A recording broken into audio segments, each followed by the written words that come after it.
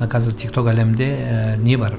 Тіркелгеннен кейін мынау батылға шығады ғой. Сол кезде батылға шыққан кезде екі жақта донаттар лақтырады бір-біріне. Сол донаттарды сатып алады. Сатып алып, ол да бір ненің бір түрі, азарттың бір түрі.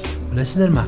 Екі адамның ортасында қаншама адам күйіп кетіп жатыр, екеуінің пәстігі оның нәтижесінде. Бұл да сол уладамайын бір түрі. Негізі үлкен уладамаңдыққа немесе үлкен қаражат тігуге бірден бір осы нәрселер себеп болады.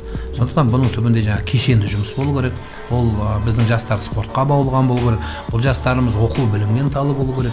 Ол тек қана жаман дегенменен біз қоғамды қайтара алмаймыз.